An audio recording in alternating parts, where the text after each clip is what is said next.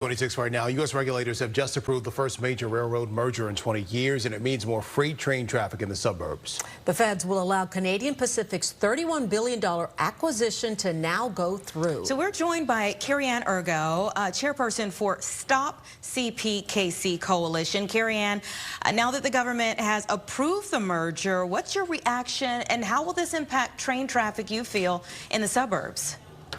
Yeah, I appreciate that. So we are extremely disappointed.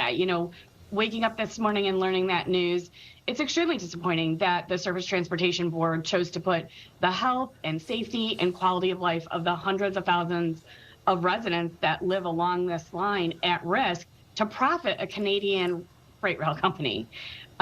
It's just extremely disappointing. The coalition provided volumes of testimony on how this will be negative for our residents, for the businesses here, and to just have it ignored is really difficult to swallow, frankly.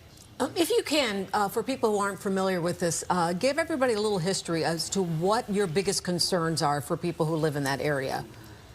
Sure, absolutely. So, I think it's important to understand that this rail line has traditionally been a commuter line, and very few, maybe a couple of freight trains a day at most, would run on this line. And so the towns along this line, from Bensenville all the way out to Elgin, we've been encouraged over the years to put transit-oriented development. Lots of people live close to these tracks. They are quadrupling, if not more, the number of trains every day. It's going to result in delays. First responders can't get to people on the other side of the tracks to provide services, police and fire. We have people who live along the train that are going to be at risk. If there's here's the thing, there are hazardous chemicals that are going to run along this line. If they get released, if there is heaven forbid, a derailment like there was in Palestine, this could be catastrophic for our communities.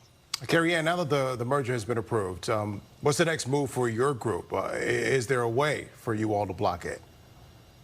Yeah, so here's what I'll tell you is that we haven't even had an opportunity yet to read the approval. What I will say is that we've asked for a variety of mitigation measures that would assist in making it less impactful to communities, but the risks still remain. So we're going to just be looking at what all of our options are in the next couple days, but we are absolutely committed to, keeping this at the forefront for our elected officials, because if it's not going to be that the Canadian Pacific, who is going to profit for this, is going to have to make these mitigations and pay for them, it's going to be the American people through infrastructure improvements, and that's just a shame. Well, thanks so much for chatting with us today and giving us your honest reaction to what just took place this morning. Keep us up to date on how things go from here. So I appreciate your time today. Thank you so much. Take care.